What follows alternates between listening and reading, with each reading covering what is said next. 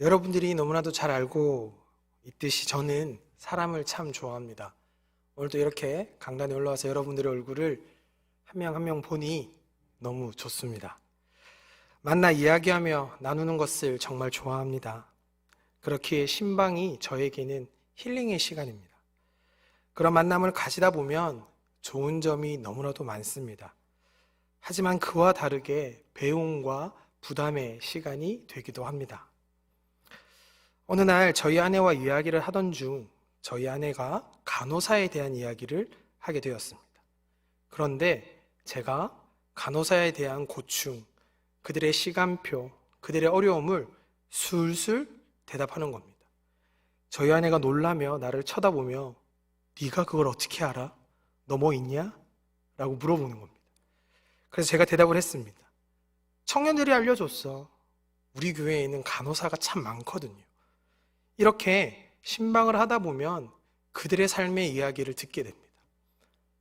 직접 되어보지 않으면 모르는 그 어려움도 듣게 됩니다. 이 밖에도 다양하죠. 회사 생활, 프리랜서의 생활, 공무원의 고충, 어려움, 많은 이야기를 듣게 됩니다. 물론 전부 안다고는 말하지 못합니다. 그래도 어느 정도 대화가 될 만큼은 아는 직종이 늘어났습니다. 그러다 보니 이것이 또 이점이 되기도 합니다. 다른 청년들이 목사님 저 이제 이 직업 때려치우고 공무원 하고 싶어요. 목사님 저 공무원보다는 회사가 나은 것 같아요. 라는 질문에 그런데 거기 가보니 그렇더라, 그런다더라 라는 이야기를 해줄 수 있기 때문입니다. 이런 것들이 참 즐겁지만 참 부담되기도 합니다. 왜냐하면 그들이 무엇을 결정함에 있어 나의 그 한마디가 어떠한 영향을 줄지, 어떻게 그들이 받아들일지 걱정이 되기 때문입니다. 물론 저희들의 말이 여러분들 모두에게 큰 영향을 줄 수는 없지만 그럼에도 물어본다는 건 어느 정도 반영이 된다고 생각을 합니다. 신방을 하던 중에 또 한 자매가 저에게 이런 말을 합니다. 제가 한 목사님의 설교를 듣는 가운데 이런 말을 들었습니다. 목사님들은 코치, 그리고 우리들은 선수. 이 말을 듣자마자 더 부담됐습니다. 우리가 뭐라고? 내가 뭘 안다고? 코치라고 할까? 사실 맞지요. 우리들은 아는 것이 잘 없습니다. 그리고 사실 청년들도, 성도들도 무언가를 물어서 목사님 말을 듣고 내가 바꿔야지 하는 마음으로 오지 않습니다. 대부분 결정이 끝난 다음에 옵니다. 하지만 그들이 그럼에도 많은 사역자들에게 질문을 하는 이유가 무엇이냐 고민을 해보니 이런 것 같습니다. 세상에서 하지 않는 말들을 하기 위해. 이미 세상이 말하는 기준과 세상이 말하는 이점에 대해서는 고민이 끝났지만 그 상황 가운데 그리스도인이라면 어떻게 살아야 할까라는 질문. 내가 한 선택에 있어서 그리스도인이라면 내가 더 해야 할 것이 무엇이 있는지에 대한 질문이 그들의 주된 질문이었습니다. 어찌 보면 이런 부분에서는 어쩌면 사역자가 코치라고 불릴 만도 한 것 같습니다. 어찌되었든 우리는, 여러분들은 계속 내가 살아가는 이 상황 가운데 무엇을 해야 할지, 어떻게 해야 될지 계속 물어야 합니다. 아니, 이미 묻고 계십니다. 말씀과 기도로 주님께 묻고 또한 가까이 있는 나의 동역자들에게 질문을 하며 살아갑니다. 내가 놓친 것은 없는지, 내가 세상의 그 기준에 빠져 지금 챙기지 못한 것이 있진 않는지 생각을 해보게 됩니다. 우리는 이러한 질문을 유지하도록 힘써야 합니다. 왜냐하면 그래야 우리가 하나님만 바라볼 수 있기 때문입니다. 이러한 질문이 없다면 우리는 그리스도인의 태도보단 세상에서 원하는 태도와 조건에 따라 살아갈 수밖에 없을 것입니다. 하나님을 보지 못하게 되는 것이지요. 그리고 그 대표적인 민족이 바로 이스라엘 백성이었습니다. 이스라엘 백성들이 그러했습니다. 그들은 더 이상 묻지 않았고 해야 할 것들을 돌아보지 않았습니다. 그러다 보니 서서히 그 기준이 하나님이 아닌 다른 곳을 향하게 되는 것입니다. 하나님께서 이 모습을 보시고 여러 번 경고하십니다. 가르치십니다. 벌하십니다. 돌아오게 하십니다. 하지만 그럼에도 다른 곳으로 향합니다. 마지막 방법으로 예수님을 이 땅에 보내십니다. 우리는 언약 시리즈를 듣고 있습니다. 오늘이 그 마지막 6번째 시간입니다. 5번째까지는 다 구약의 내용이었고요. 오늘 마지막으로 신약의 내용으로 마무리하고자 합니다. 무엇이냐면 그 언약, 수없이 다시 했던 그 언약이 신약에 이르러서도 전혀 끊어지지 않았다는 것이며, 또 그것을 무시했던 이스라엘 백성에게 다시 한 번 더 말씀하신 그 예수 그리스도의 음성을 오늘 우리가 듣기 원하기 때문입니다. 먼저 새 계명을 보기에 앞서 오늘 본문을 보면 새 계명이 등장하죠. 우리가 먼저 짚고 하나 넘어가도록 하겠습니다. 왜냐하면 제목은 새 언약인데 왜 본문에는 새 계명이 나올까?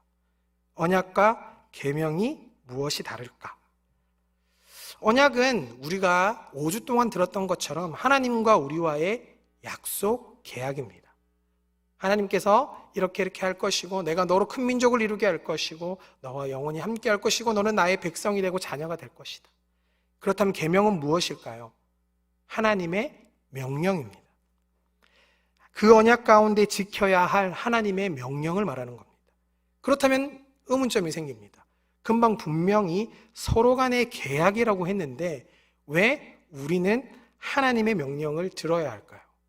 하나님은 우리의 명령을 들으시나요? 서로 쌍방향 간의 계약이라고 했는데 왜 그럴까요? 그건 하나님의 언약은 절대 공평하지 않기 때문입니다. 절대적 은혜이며 주고받는 것이 아닌 하나님의 일방적인 사랑이기 때문입니다. 우리가 받는 사랑이 얼마나 큰지 생각해 보면, 우리가 받은 그 용서가 얼마나 큰지 되짚어 보면 쉽게 알 수 있습니다. 혹시 2주 전에 했던 아브라함의 언약 기억나십니까? 15장에 나왔던 횃불 언약. 그 당시 그 민족들은 고기를 쪼개놓고 횃불을 왔다 갔다 하며 계약을 맺는 풍습이 있었습니다. 그런데 15장에는 어떻게 나왔죠? 횃불이 지나가기만 합니다. 돌아오질 않습니다. 무엇이냐면 하나님께서 내가 너를 끝까지 포기하지 않겠다. 일방적으로 사랑하고 일방적으로 계약하고 일방적으로 언약을 맺겠다. 너희가 아무리 힘들고 쓰러질지라도 돌아설지라도 내가 너를 절대 놓지 않겠다. 그 약속을 하신 겁니다. 그렇기에 그 말도 안 되는 축복의 언약 가운데 살아가는 우리에게 그 언약에 합당한 자가 하기 위해서 계명을 주셨습니다. 쉽게 말해 그 계명은 십계명입니다. 모세가 돌판으로 받아왔죠. 최소한의 것들을 주셨습니다. 10가지의 계명으로 이것을 지키며 살아가라고 합니다. 그런데 그 십계명을 가지고 이스라엘 백성들이 어떻게 살았습니까? 하나님의 언약 안에 살아가야 하는데 그렇지 못합니다. 그 십계명을 어기게 되죠. 하나님은 계속적으로 말합니다. 이렇게 하자, 도피성을 만들자, 이렇게 보호해 줄게, 이것만 하자, 이것만 하자, 이것만 하자. 그게 613개가 됩니다. 그리고 그 613개를 통틀어 우리가 잘 아는 단어 율법이라는 것이 됩니다. 즉 율법은 하나님께서 우리에게 하나님 나라에 합당한, 하나님의 언약에 합당한 자들이 되게 하기 위하여서 주신 법인 겁니다. 계명인 것이지요.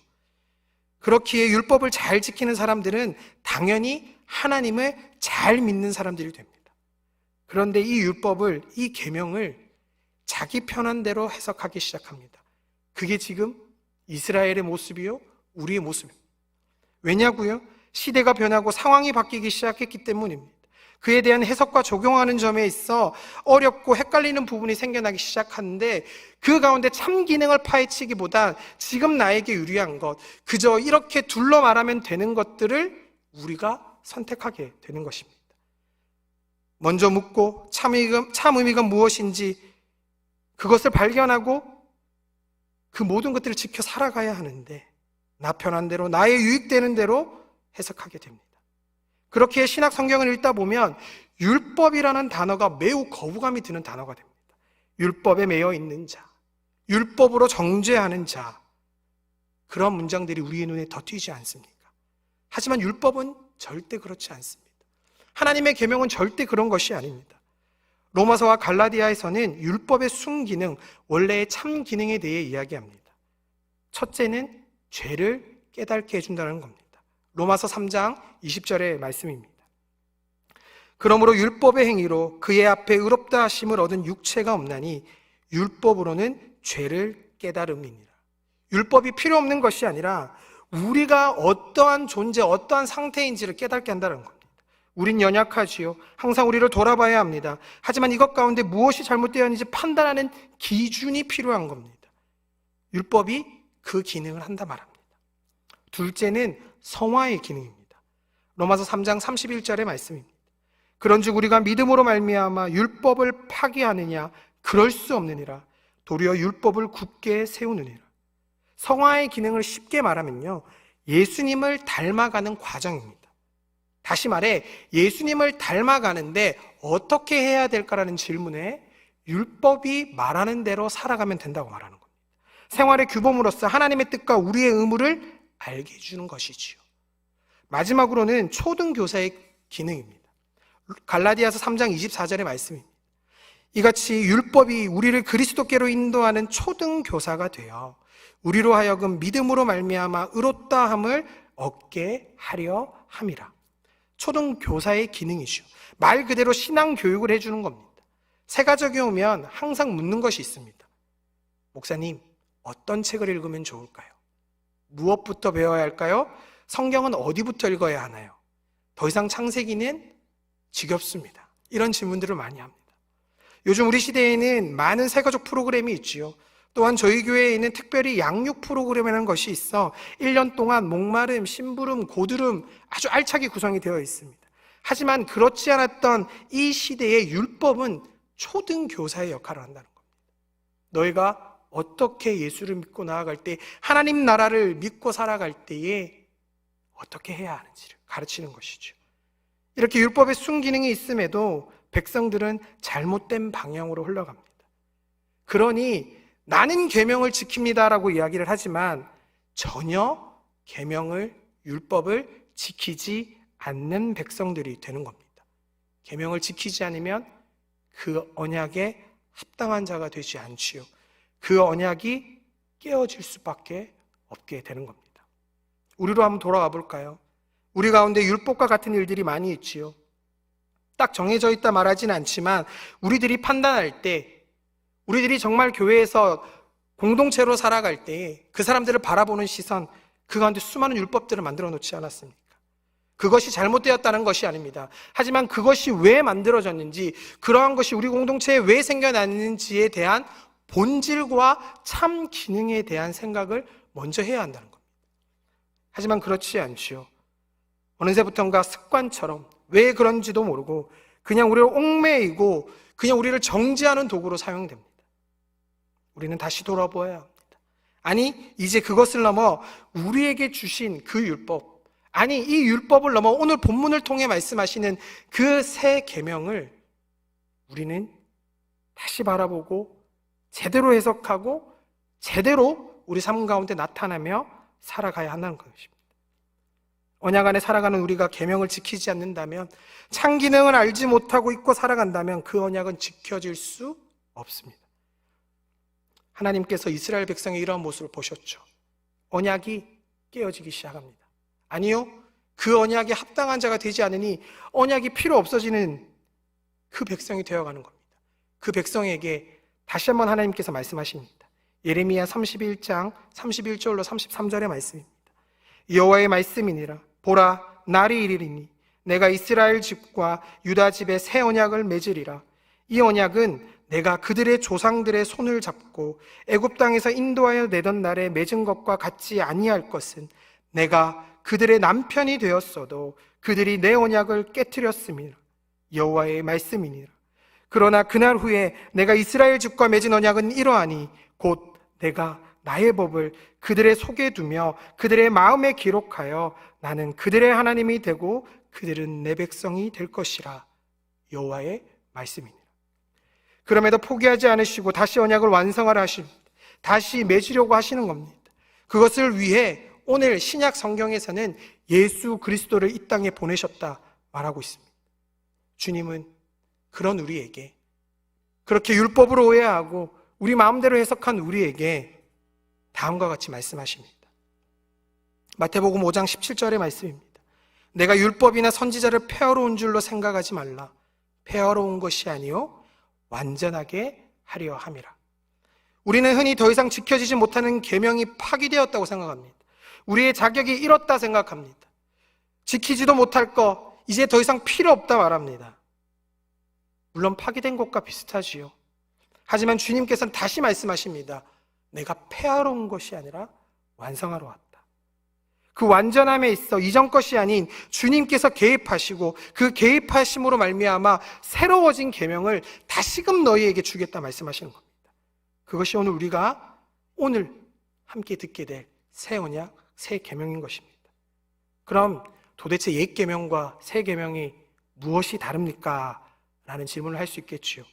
옛 계명에 대해, 옛 계명에서 말하고 있는 사랑에 대해 자세히 나타내는 말씀이 있습니다. 레위기 19장 18절의 말씀입니다. 원수를 갚지 말며 동포를 원망하지 말며 내 이웃 사랑하기를 내 자신과 같이 사랑하라. 나는 여호와이니라. 자신과 같이 사랑하라 말씀하십니다. 우리가 살아가다 보면 어떻게 저 사람에게 잘할 수 있을까 고민될 때가 있지요. 그때에 나에게 하는 것처럼 하면 된다 말합니다. 우리는 우리를 참 사랑하는 존재들이죠. 나에게 만족되는 것, 마치 나를 위해 준비하는 것처럼 준비하라고 합니다. 그렇게 그 사랑을 이웃에게 섬기면 된다 말씀하죠. 그런데 이 말씀이 조금 변합니다. 오늘 본문이었던 요한복음 13장 34절의 말씀입니다. 새 계명을 너희에게 주노니 서로 사랑하라.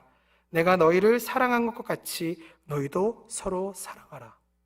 무엇이 달라졌습니까? 사랑하라는 것은 똑같은데 무엇이 달라졌죠?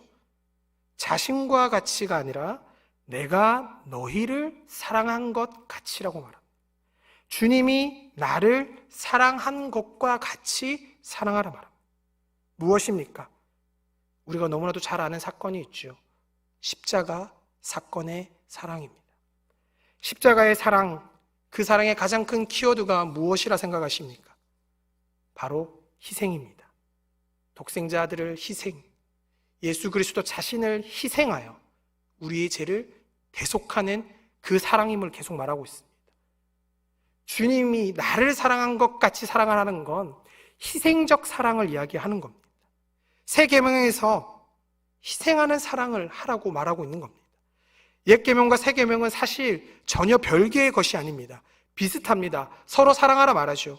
하지만 주님께서 이 새 계명을 통하여 질적으로 향상시키는 겁니다. 인간의 자기 사랑에서 주님의 희생적 사랑으로 변화시키신 것입니다. 그리고 그것을 우리에게 명령하셨습니다. 훨씬 범위가 넓고 나의 상식을 벗어난 사랑이 될 것입니다.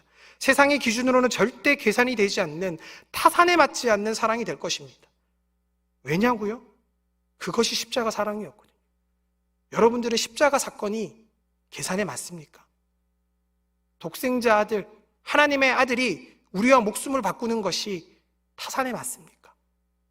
하지만 주님은 단 한 번도 그것에 대해 계산에 맞지 않다 말씀하지 않으셨습니다. 아니, 오히려 이 땅에 오셔서 가장 낮은 자리에 오셔서 우리를 더욱더 섬기셨습니다. 십자가에 못 박힌 그 순간에도 우리를 위한 말씀을 하셨습니다. 그 사랑을 우리에게 하라 말씀하시는 겁니다. 그렇다면 도대체 그 희생, 우리는 그 희생을 어떻게 이해해야 합니까? 주님께서 삶으로 보이셨지만 오늘 본문 앞뒤로 나온 13장을 통해 우리가 조금 들여다보기를 원합니다. 13장을 전체를 보면 크게 4가지의 사건이 나옵니다. 그중 3번째 사건이 오늘 새 계명의 사건이었습니다. 처음은 만찬과 세족의 사건입니다. 만찬을 즐기시던 중에 제자들의 발을 씻기시지요. 그리고 베드로는 이것을 거부합니다. 하지만 하나님은, 주님께서는 이 거부함을 거부하십니다. 꼭 필요하다며 발을 씻겨주십니다. 유대 풍습 가운데는 발을 씻기는 행위가 있습니다. 먼지가 너무나도 많은 지역이었고 발이 더러워지기 때문에 항상 집을 들어갈 때 발을 씻는 물을 준비하죠. 누가 준비할 것 같습니까? 가장 미천한 자가, 가장 비천한 종이 이것을 준비합니다. 주님께서 당장 그 자리로 스스로 가신 겁니다. 가장 낮은 자리에서 겸손하게 섬깁니다. 이런 모습은 우리가 너무나도 많이 들었죠. 그래, 주님의 사랑이라면 저런 모습이지. 이제는 놀랍지도 않습니다. 그러려니 할 수도 있어요. 하지만 베드로의 거부는 어떻게 이해하고 계십니까? 저는 이해가 되지 않았거든요. 베드로가 왜 거부했을까요?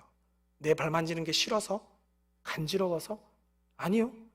주님께서 어떻게 내 발을 씻습니까? 주님께서 어떻게 나보다 낮아지십니까? 주님을 위한 말이었습니다. 베드로 입장에서는 주님을 높이는 말이었다고요.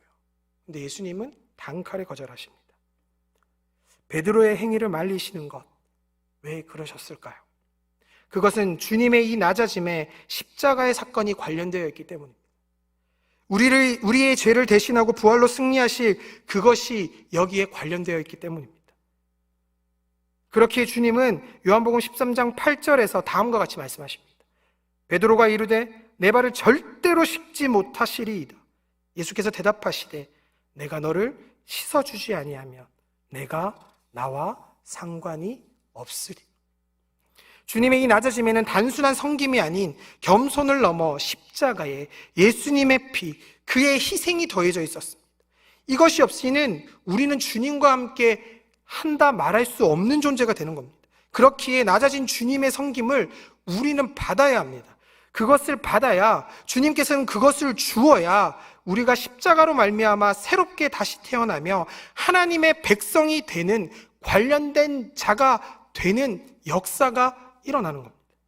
만약 이것을 단순한 섬김으로만 여기면 베드로는 예수님과 결정적인 관계를 맺지 못한 자가 됩니다. 섬김은 그러한 겁니다. 단순히 낮아짐이 아닌 그들과 십자가의 사랑으로 말미암아 관계하는 것입니다. 그렇게 베드로의 요청을 거부합니다.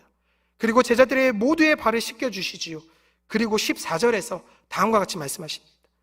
내가 주와 또는 선생이 되어 너희 발을 씻었으니 너희도 서로 발을 씻어주는 것이 옳으니라. 그 받은 주님의 사랑을, 그 관계를 전해라 말씀하십니다.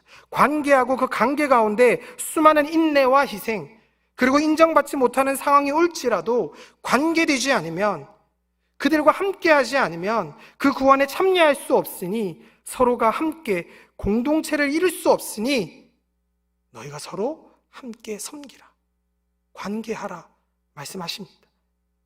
우리도 이 주님의 사랑을 본받아야 합니다. 가장 낮아지는 건 당연합니다. 섬기는 것은 예수를 믿는 우리에게 전제 조건과 같습니다. 하지만 그것을 넘어 십자가의 사랑, 그 희생의 사랑을 우리 마음에 더해야 합니다. 그렇기 때문에 말도 안 되는 것들, 세상이 바보라고 하는 것들, 우리가 볼 때 왜 저렇게까지 해야 할까 하는 것들을 우리는 감당해야 합니다. 그것이 주님이 보이신 희생이 담긴 사랑이었습니다. 그 다음 사건은 가룟 유다의 사건입니다. 우리는 흔히 착각하죠. 유다는 처음부터 겉돌았고 적응을 못하는 자, 항상 최선을 다하지 않았고 귀에 먼 노린자로 생각합니다. 아니요, 그렇지 않습니다. 그는 돈깨를 맡은 자입니다. 돈깨를 맡은 자는요, 가장 신뢰받는 자 중에 하나라는 겁니다. 성경을 읽다 보면, 오늘 본문 앞을 읽다 보면 신기한 부분이 나옵니다. 주님께서 분명히 말씀하십니다. 이 중 하나가 나를 배신할 것이다. 나를 팔 것이다. 그리고 내가 그에게 떡을 줄 것이다. 그리고 바로 유다에게 떡을 주죠. 여러분들이 그 자리에 있었으면 어떻게 하셨을 겁니까? 저는 유다를 잡았을 겁니다. 잡았다 이놈, 이렇게 말했을 것 같아요.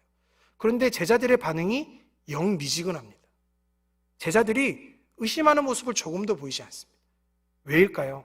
그에게 떡을 넣어줄 때 사람들은 내가 예수를 팔겠구나라는 반응이 아니라, 돈깨를 맡은 내가, 수고를 많이 하는 내가, 사역을 잘 감당하는 내가 너무 힘드니 주님께서 너를 챙겨주시는구나 라고 해석을 하는 겁니다. 그렇기 때문에 제자들이 반응하지 않은 겁니다.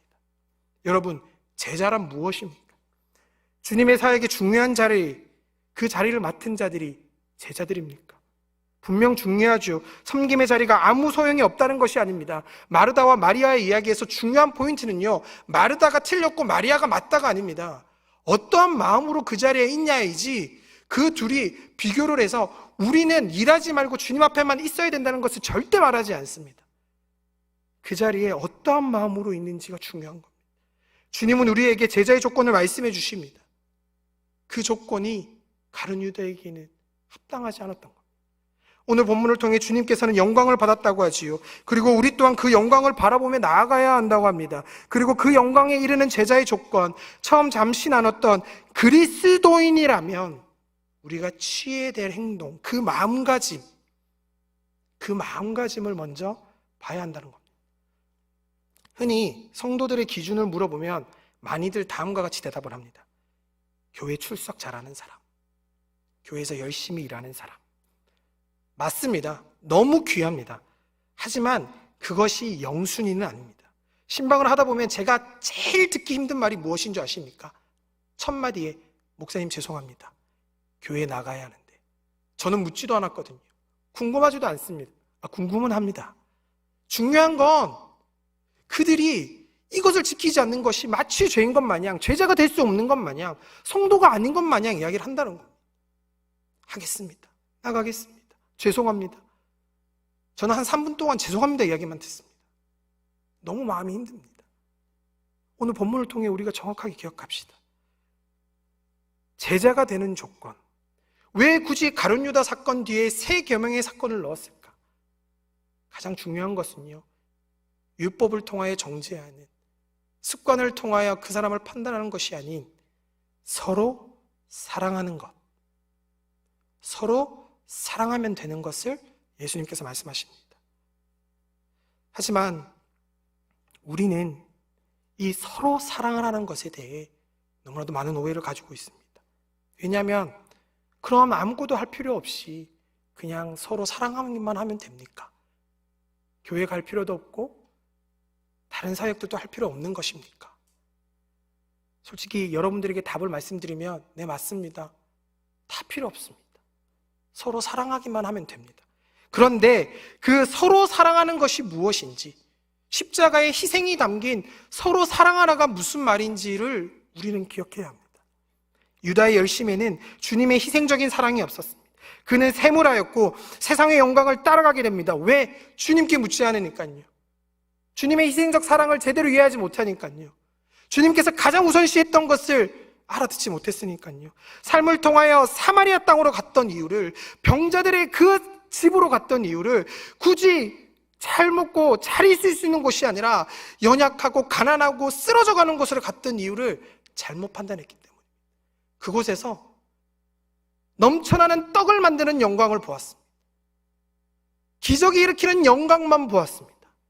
주님은 그들을 사랑하는 영광을 보이셨는데, 그들을 진정으로 사랑하고 그들과 함께하는 사랑을 보이셨는데, 유다 눈에는 기적과 그들이 말하는 좋아 보이는 것들에만 집중이 되었던 겁니다.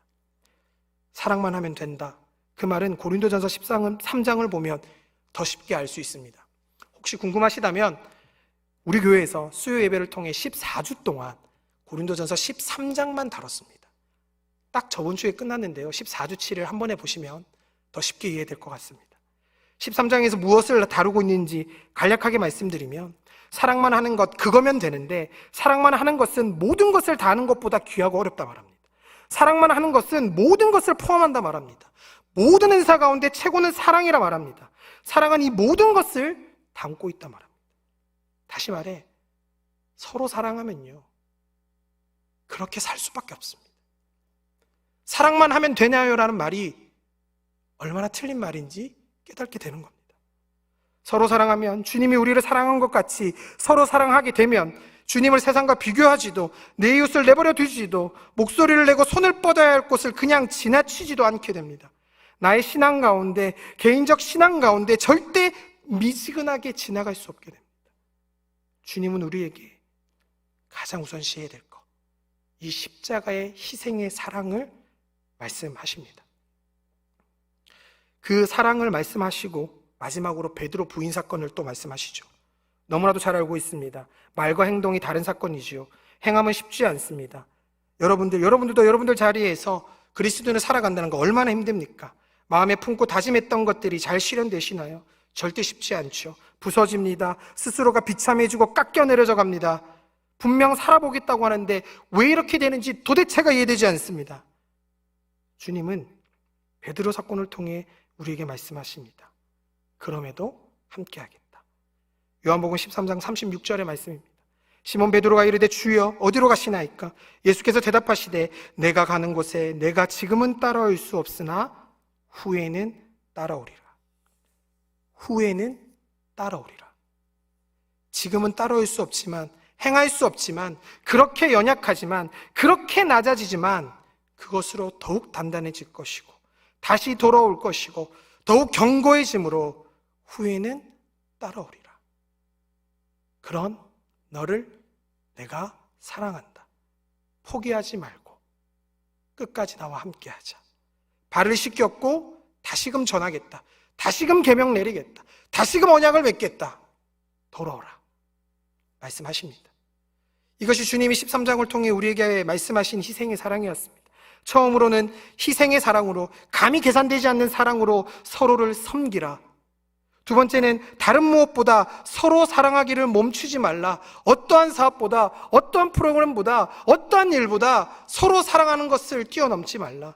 마지막으로 지금 쓰러질지라도, 네가 그 사랑에 지쳐야 할지라도 포기하지 마라. 내가 너를 사랑하고 있고 끝내는 후에는 내가 나를 따르는 자가 될 것이다. 따라오라. 이 사랑의 말씀을 하시며 우리에게 새 계명을 주신 겁니다. 내가 너를 사랑한 것 같이 서로 사랑하라. 서로 사랑하라는 말씀을 가장 잘 요약한 본문이 있습니다. 요한일서 4장 9절에서 11절의 말씀입니다. 하나님의 사랑이 우리에게 이렇게 나타난 바 되었으니 하나님이 자기의 독생자를 세상에 보내심은 그로 말미암아 우리를 살리려 하심이라. 사랑은 여기 있으니 우리가 하나님을 사랑한 것이 아니요 하나님이 우리를 사랑하사 우리 죄를 속하기 위하여 화목제물로 그 아들을 보내셨습니다. 사랑하는 자들아, 하나님이 이같이 우리를 사랑하셨은지 우리도 서로 사랑하는 것이 마땅하도다. 주님의 사랑은 다음과 같은 것이었습니다. 우리는 이 사랑, 이 계명을 지켜가야 합니다. 이 계명을 지켜갈 때에 그 언약에 합당한 자가 되는 것입니다. 5주 동안 언약에 대한 이야기를 들었습니다. 하나님의 형상을 닮아 생명을 생명되게, 존재를 존재되게 돕자라는 창조의 언약, 아무런 조건 없는 사랑으로 맺은 노아의 언약, 영원히 끊어지지 않는 언약, 일방적 언약으로 우리를 영원히 사랑하겠다 말씀하신 아브라함의 언약들, 다시 한번 기억하게 하심으로 우리를 앞으로 나아가게 하신 신의 산 언약, 다른 무엇보다 주님을 의지함으로 주권자가 누구인지 고백하게 했던 다윗의 언약, 이 모든 언약이 아직 우리에게 유효합니다. 하나님이 유효하다 말씀하십니다. 내가 너희와 그 언약을 지키겠다 말씀하십니다. 주님의 이상으로 새롭게 다시 언약을 맺으신 것입니다. 그 언약 안에 살아가는 우리는 새 계명을 기억해야 합니다. 지키며 살아가야 합니다. 구약에서 선포된 그 은혜의 언약을 누리는 자가 될 수 있습니다. 그리고 지금 예수 그리스도의 십자가 사랑으로 인해 새 계명을 받은 우리는 그 계명을 가지고 우리는 언약받은 자라, 그리스도인이라 말하며 살아가야 합니다. 여러분, 서로 사랑합시다. 주님이 나를 사랑한 것 같이 우리 서로 사랑합시다. 교회를 넘어 이 땅을 넘어 땅끝까지 사랑을 전하는 여러분들이 되길 축복합니다. 그러한 청년부가 되길 간절히 소망합니다. 여러분, 너무 사랑합니다. 정말 많이 사랑하고 축복합니다. 이제 결단 찬양으로 나아가려고 합니다. 어쩌면 처음 듣는 찬양일 수도 있을 것 같습니다. 그래서 가사를 먼저 읽어드리려고 합니다.